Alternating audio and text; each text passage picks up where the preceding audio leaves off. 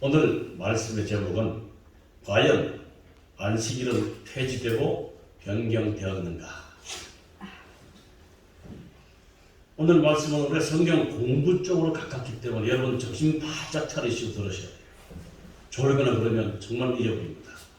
이런 말씀들을 우리가 평소에 공부를 잘 안 하기 때문에 설교 시간에 이런 말씀을 통하여 우리가 어떤 하나님의 진리에 대한 지식을 더 좀 깨닫는 일도 필요하다는 생각으로 말씀을 준비했습니다. 과연 안식일은 폐지되고 변경되었는가?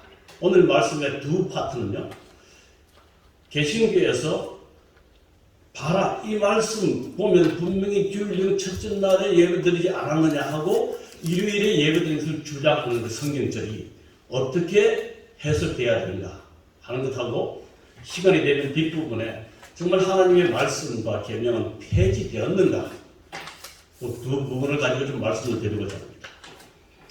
우리가 하나님의 말씀을 영원한 율법이라고 부릅니다. 마태복음 5장 17절 18절 우리 다 같이 큰 소리를 한번 들어보겠습니다. 시작. 내가 율법이나 선지자나 폐하러 온 줄로 생각지 말라. 폐하러 온 것이 아니요 완전케 하려 함이로다. 진실로 너희에게 이르노니 천지가 없어지기 전에 율법의 일점이라도 반드시 없어지지 아니하고 다 이루리라. 저희들에게 아주 귀중한 말씀입니다.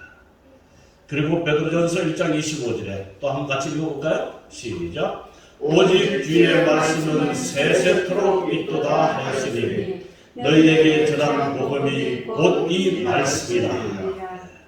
사도 베드로는 주의 말씀을 증거했는데 그것이 복음이요 말씀인데 이 말씀은 세세토록 있도다. 세세토록 있도다. 하나님의 말씀은 결코 폐하거나 변하거나 사라지지 않는다는 것을 성경은 말하고 있습니다. 그러면서 사도 바울은 자기의 영적인 아들에게 굉장한 부탁을 했는데요. 디모데후서 2장 15절 이 말씀을 오늘 같이 좀 읽어보겠습니다. 시작. 내가 진리의 말씀을 옳게 분별하여 부끄러울 것이 없는 일꾼으로 인용된 자로 자신을 하나님 앞에 드리기를 인정하라. 하나님의 말씀을 뭐하라고요? 옳게 분별하라. 오늘 우리가 성경 말씀 몇 절을 해석합니다. 개신교에서는 이 말씀을 어떻게 해석하고 우리는 과연 어떻게 하는가? 분별하여 한 분도 정수시 말고 들으시기 바랍니다. 그래서 또한 히브리서 5장 12절 14절에 보면 바울은 이렇게 말하죠. 너희가 마땅히 선생이 될 터인데 오래되어서 너희가 다시 하나님의 말씀의 초보가 무엇인지 누구에게 가르침을 받아야 할 것이니 젖이나 먹고 단단한 식물을 못 먹을 자가 되었도다. 너희가 오랫동안 교회 다녀서 이게 하나님의 어려운 말씀을 잘 해석하고 다른 사람에게 가르쳐줘야 되는데 아직 이런 것들을 듣기를 싫어하고 부드러운 음식만 먹는다는 거예요. 대저 젖을 먹는 자마다 어린 아이, 의의 말씀을 경험하지 못한 자예요. 단단한 식물은 장성한 자의 것이니 저희는 지각을 사용함으로 연단을 받아 선악을 분별하는 자들입니다. 지각을 사용해야 한다. 그냥 아멘이 아니고 말씀에 따라서 우리가 이해하고 깨닫고 실천하고 순종하고 그 말씀이 또한 내 삶에 경험되어서 하나님의 말씀을 옳게 분별하여 다른 사람에게 가르칠 수 있는 선생이 되라고 바울은 말하고 있습니다. 이 시간 한 3분 40초 정도 개신교의 한 목사님이 안식일을 어떻게 가르치는지 제가 영상을 따왔습니다. 같이 한번 보시겠습니다. 지금은 우리가 토요일날 안식일로 지키지 않잖아요. 언제를 우리가 안식일로 지킵니까? 주일? 그러면 여러분 달력을 한번 잘 보세요. 마지막 날이 아니라 언제입니까? 첫날이에요. 그러니까 한 주간이 시작되는 첫날을 우리는 주일로 안식일로 지키는 거예요. 그러면 도대체 언제부터 이 안식일이 주일로 바뀌게 되었을까? 사실 이거를 언제부터 하냐고 분명하게 얘기할 수 있는 이 뭐랄까 역사적인 근거가 정확하게 나와 있진 않아요. 중요한 건 뭐냐면 초대교회 어느 때에 언젠가 이게 자연스럽게 안식일에서 어디로 넘어간 겁니까? 주일로 넘어간 거예요. 그러니까 자연스럽게 일이 일어난 거죠. 그러니까 유대교회 유대교로서 예수 그리스도를 믿는 사람들이 뭔가가 다른 차별화가 필요했던 거예요. 그런데 그 자연스럽게 차별화가 일어났던 게 무엇이냐 하면 바로 모임의 날, 예배의 날이 바뀌어지기 시작한 걸 통하여서 달라지기 시작했던 거죠. 유대교는 여전히 언제 모입니까? 안식일날 회당에 모여서 강론을 듣고 말씀을 들어요. 그런데 이 유대교인들처럼 처음엔 그들도 안식일에 모였다가 차츰차츰 안식일 다음 날인 주일날에 모여서 예배를 드리기 시작했던 거예요. 이 부분을 우리가 찾아볼 수 있냐면 사도행전 18장 4절 말씀 한번 읽어볼까요? 시작. 안식일마다 바울이 회당에서 강론하고 유대인과 헬라인을 권면하니라. 그러니까 여러분 뭐예요? 바울이 안식일날 모여서 예배드렸던 거예요. 자, 그런데 불과 2장 다음에 어떤 이야기가 나오냐면 사도행전 20장 7절 말씀 볼까요? 시작. 그 주간의 첫날이 뭐예요? 지금의 주일이에요. 그러니까 토요일날 안식일에 모여서 회당에서 강론하고 예배를 드렸던 그들이 언제부터인가 주간의 첫날에 모인 거예요. 계속 읽어볼까요? 시작. 우리가 떡을 때려하여 모였더니 바울이 이튿날 떠나고자 하여 그들에게 강론하일세 말을 밤중까지 계속하며. 떡을 뗐다는 거 뭡니까? 성찬식 했다는 거죠? 그러니까 예배를 드렸다는 거예요. 그러니까 자연스럽게 언제인지는 모르지만 누구로부터 시작됐는지 모르지만 초대교회의 어느 순간부터 안식일에 모이던 것이 어느 날로 바뀌었던 겁니까? 주일 후 첫날, 그러니까 안식 후 첫날인 그 주간의 첫날인 지금의 일요일, 주일로 바뀌게 되었던 겁니다. 일요 예배에 대한 성경적 근거로 제시하는 성경에 대한 반박. 일요일 개신교에서 봐라, 여기 이렇게 첫째 날을 모이지 않았느냐라고 제시하는 성경들을 우리가 어떻게 바르게 해석해야 하는 겁니다.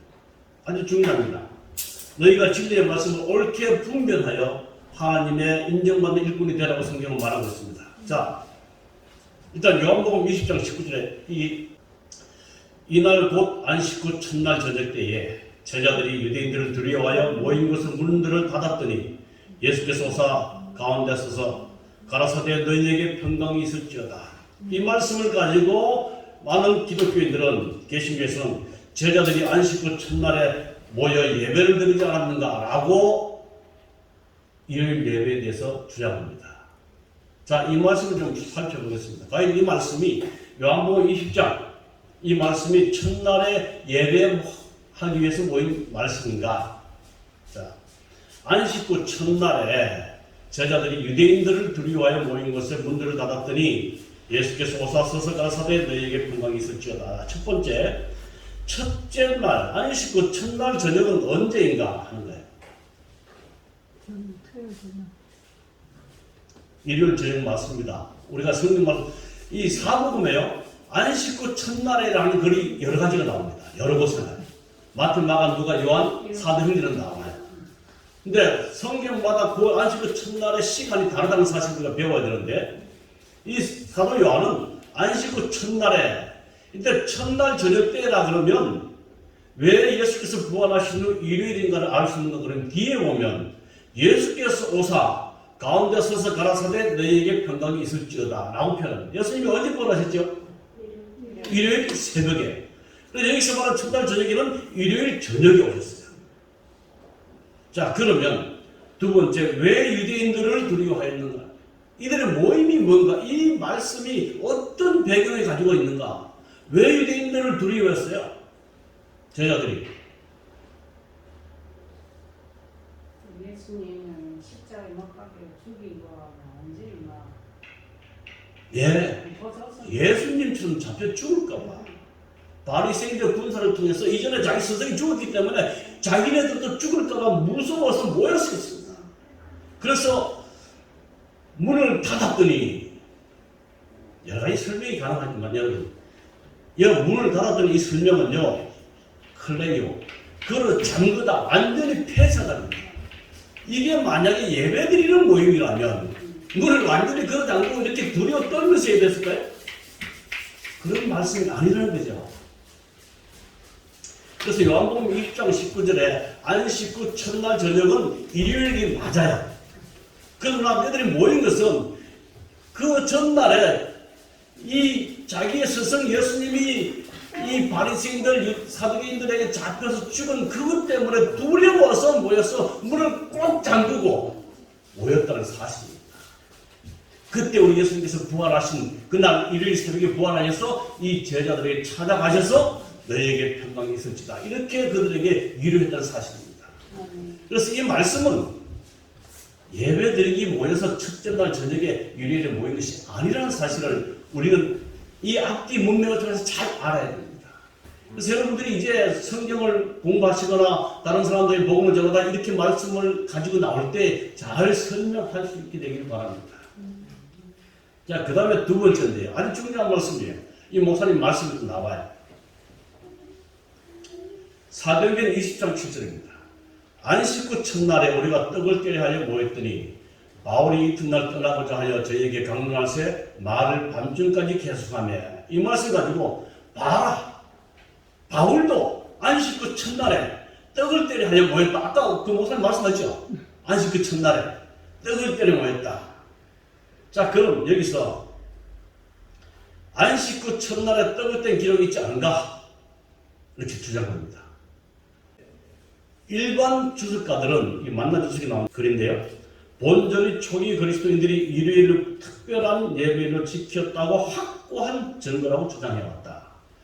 그들은 이 구절이 일요일 주일 예배를 드리려고 모였다는 사실에 매우 중요한 증거이며 동시에 최초의 언급으로 여긴다.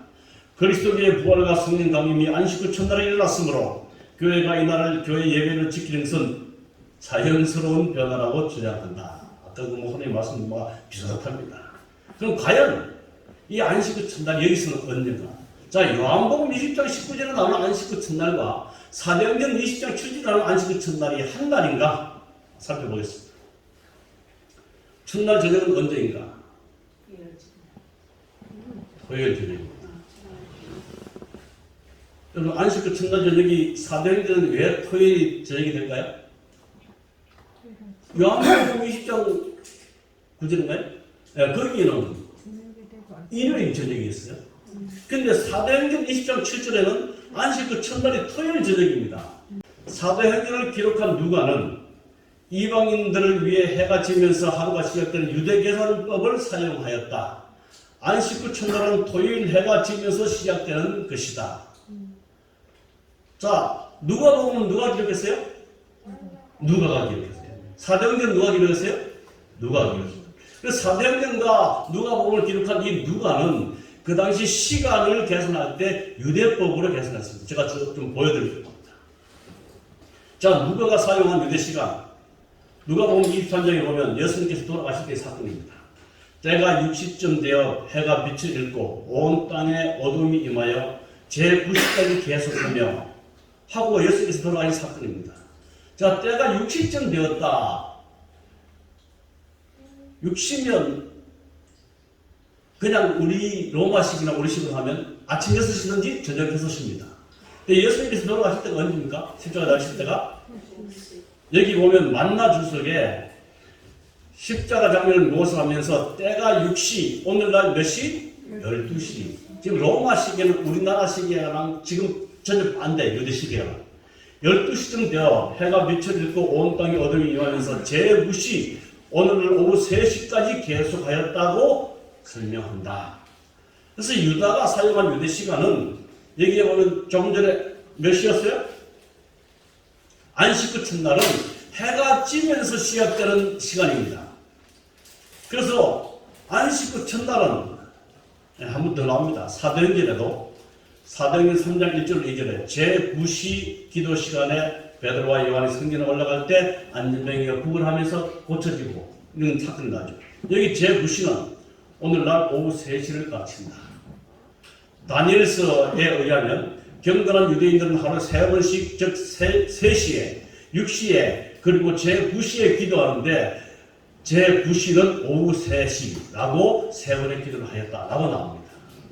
그래서 누가가 사용한 유대 시간에 안식 후 첫날, 다시 본론으로 들어갑니다. 안식 후 첫날의 이 시간은 유대식으로 계산하면 토요일 저녁입니다.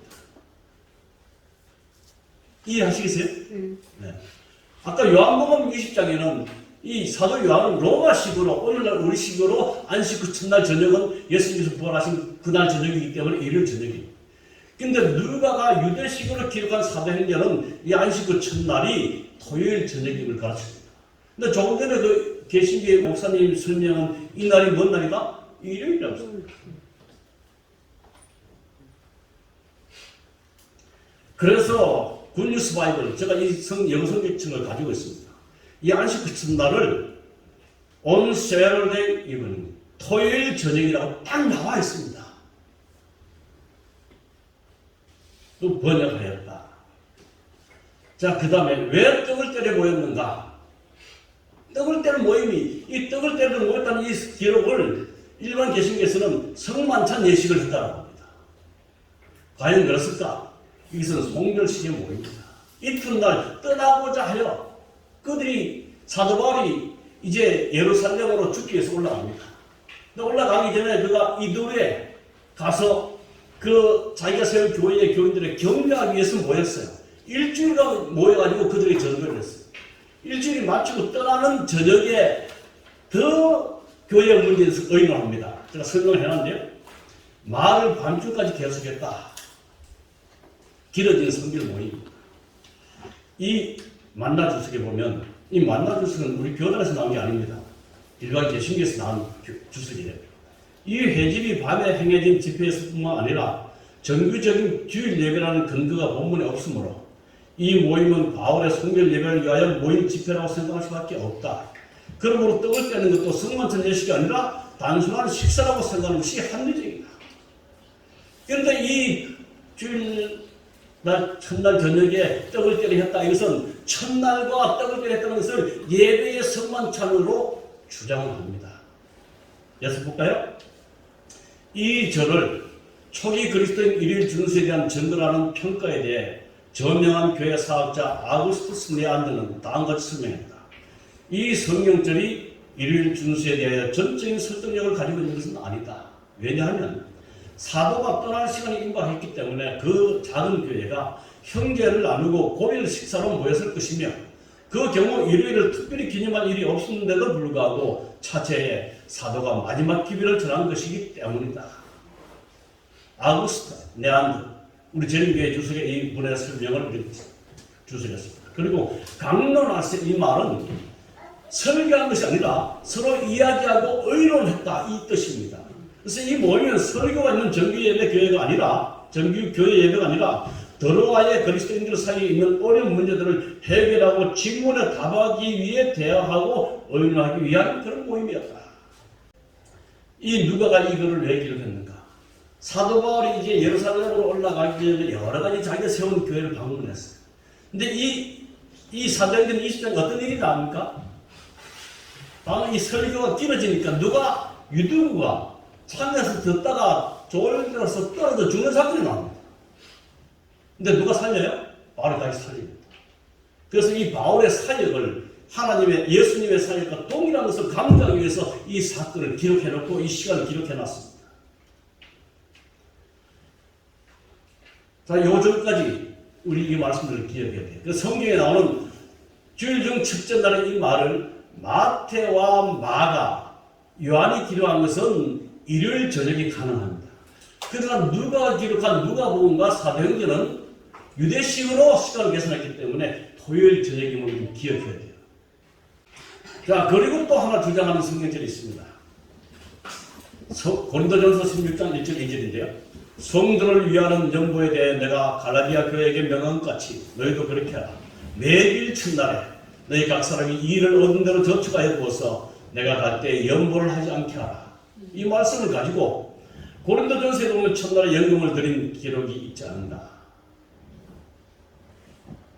그 말씀 잘 이해하십니다. 연보와 매일 첫날이 나옵니다. 과연 이것이 매일 첫날에 모여서 예배하고 헌금한 말인가? 근데 우리가 한 번쯤 이렇게 들어보지 않으면 이런 질문을 받으면 굉장히 당황해요. 그래서 한 번쯤 들어보고 기억하시기 바랍니다. 성도를 위한 연보에 대하여는, 자, 이 연보가 어떤 거예요? 성도를 위한 연보. 이게 무슨 말씀입니까? 성도를 위한 연보는 구제금을 말하는 것이다. 헌금이 아니에요. 연보예요.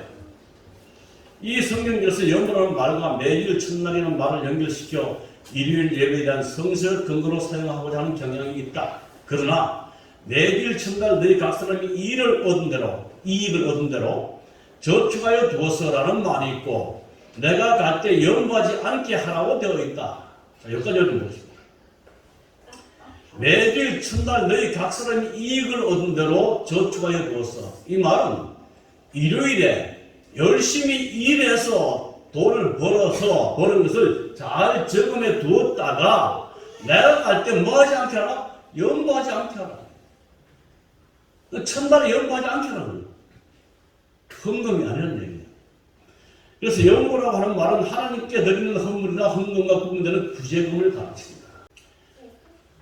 매주일 첫날에 너희 각 사람이 일을 얻은 대로 일요일에도 일했음을 얘기해주고 있습니다. 내가 갈 때에 연보를 하지 않게 하라. 말씀 배경은 구제헌금을 미리 모아두자는 것입니다. 이 성경처럼 당시에 기근으로 인해 고생하는 예루살렘 교회 성도들을 돕기 위한 구제금 모금에 관하여 사도 바울이 고린도 교회에 제안하는 내용입니다. 이해하시겠어요? 예루살렘에 큰 기근이 일어났습니다. 사도 바울이 이제 예루살렘으로 올라가는데 이 고린도 교회인들한테 제안해가지고 내가 예루살렘으로 가는 길에 너희 교회에 들릴게.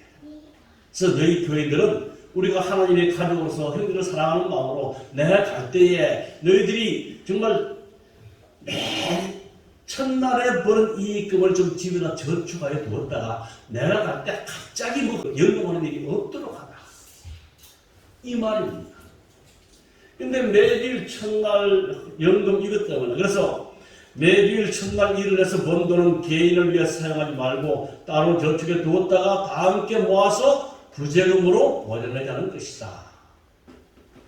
오히려 일요일에는 평일처럼 일을 했던 당시 시대의 상황을 잘 알려주고 있는 성경입니다.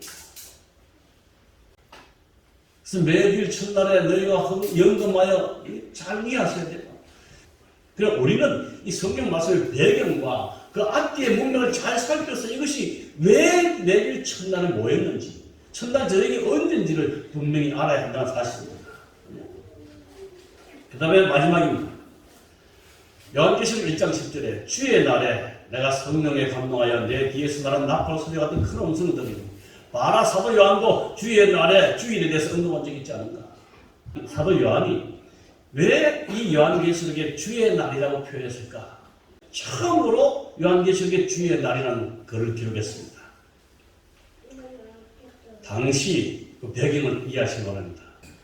황제 도미시안은 자신을 신격하여 황제 예배를 강요하였으며 이를 거절하는 사람들은 죽임을 당했다.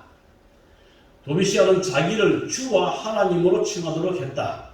그리고 황제가 어떤 도시를 방문하면 그 날은 공휴일이 되었으며 동시에 황제 예배일이 되었다. 제가 이 말씀을 충분히 이해하는 게요. 제가 필리핀에 있을 때 어떤 공적인 일 때문에 다른 지방을 갔어요. 그때가 수요일이나 목요일이에요. 근데 가니까 그 지방이 공휴일이에요. 그 어떤 사무직도 전혀 보지 않습니다.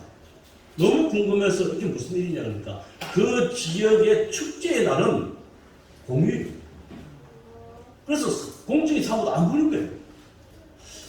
그때 제가 깜짝 놀랐어요. 이런 것도 있구나. 그런데 당시 로마의 도미시안은 자기가 어떤 도시를 방문하면 그날을 공휴일로 만들고 황제 예배를 했어요. 근데 황제의 날로 불렀습니다. 이것을 기억한 사도 요한은 이에 대립되는 개념으로 창조주 하나님을 예배하는 날로서 주님이 주인이 되는 날을 제시하고 있는 것이다. 그래서 주의 날이라는 용어는 도미시안 황제가 가는 날에 황제일 이렇게 나아가는 것에 대립하여서 창조주 하나님의 날을 제시하고 있다.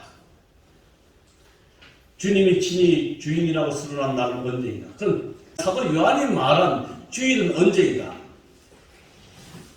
성경적으로 주일이 언제예요? 마가복음 2장 28절. 그러므로 인자는 안식일에도 주인이라. 주의 날은 안식일입니다.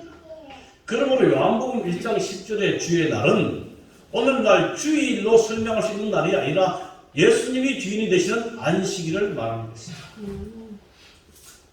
이런 배경을 우리가 이해해야 일반 개신교에서 주의 날 혹은 주일이라는 그 단어가 왜 우리가 아니라면서 설명할 수 있습니다. 다시 한번 율법의 영원성입니다. 성경은 하나님의 계명과 성경 말씀이 결코 해하여지지 아니었다는 사실, 변경되지도 아니었던 사실을 우리에게 말해주고 있습니다. 오직 주의 말씀은 세세토록 있도다. 이제 말씀을 마치면서 사랑하는 성도들, 주의 말씀을 정말 자세히 분명하게 분별할 줄 알아서 이 마지막 시대에 진리를 갈구하는 자들에게 정말 잘 증거하는 주께 인정받는 하나님의 백성들이 되기를 간절히 바랍니다. 아무쪼록 하나님의 말씀은 결코 변치 않음을 우리가 기억하시고 이 마지막 시대에 하나님의 계명을 가지고 하나님의 백성을 구분하는 이때에 아직도 이 진리를 모르는 자들에게 우리가 잘 가르쳐 줄 수 있는 주의 종들이 되기를 간절히 바라면서 말씀을 마치겠습니다.